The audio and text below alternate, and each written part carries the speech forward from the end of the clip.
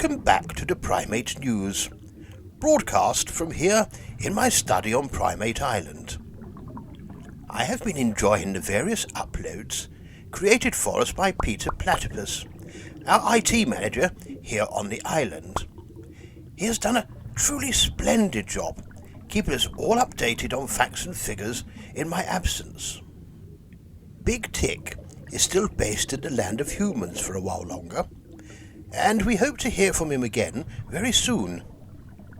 In the meantime, let me touch base with Tiny Tiger, who I believe is talking to us directly from his den in the Prime8 campus.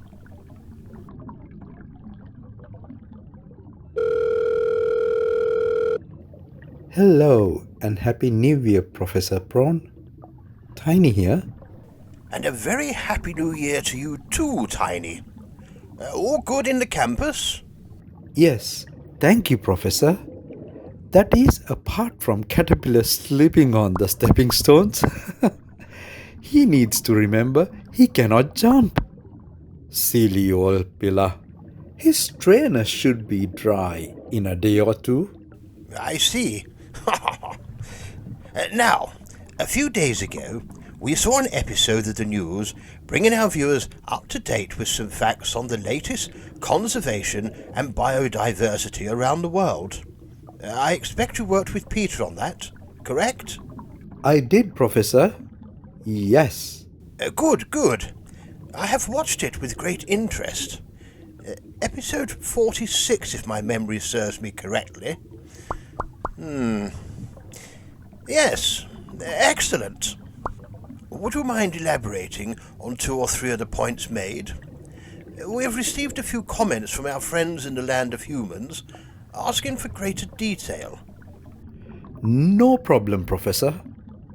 Anything in particular? Let me see. Right.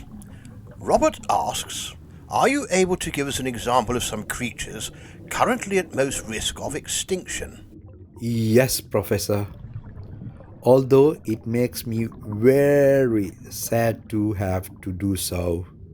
One of the most critically endangered land mammals are one of little gorilla's cousins, the cross river gorilla. There are only 11 groups remaining across the lowland montana forests and rainforests in Cameroon and Nigeria. They are the world's rarest gorillas. Oh dear. Oh, goodness me, yes. The requirement for the local people to continue turning those locations you mentioned into agricultural areas continues. Little Gorilla is quite right. We simply must help the workers earn some money in alternative ways. One of the most endangered sea creature is the hawksbill turtle. These beautiful reptiles with their hook-type beak offer a fabulous free service to coral reef areas where they feed on sponges on the reef surface. This helps keep the reef clean and an even more healthy place with great access to the huge variety of fish. And why on earth are they critically endangered? Over many decades, nasty people in the land of humans have used the turtle's truly magnificent shell as a material to make jewelry and ornaments. Sometimes I would like to... Yes, Tiny. It is simply deplorable. Try not to get too upset, Tiny.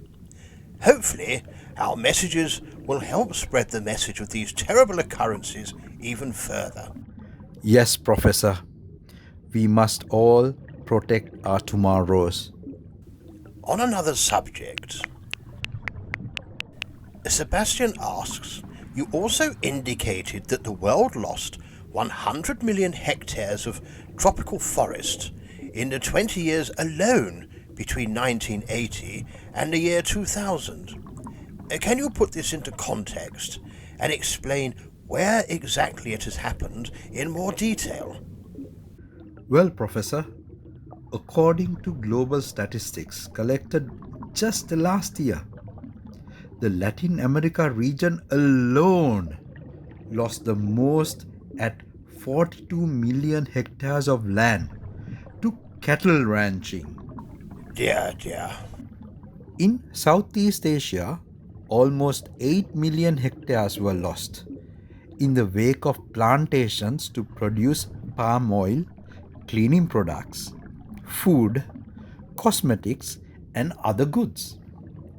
It is extremely important that palm oil production is done in a sustainable fashion.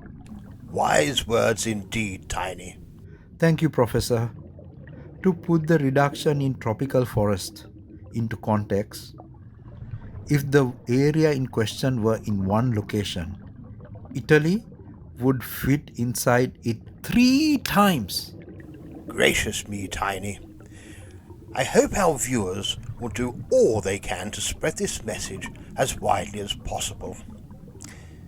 I will let you get back to things. I believe you are painting the gym with Caterpillar.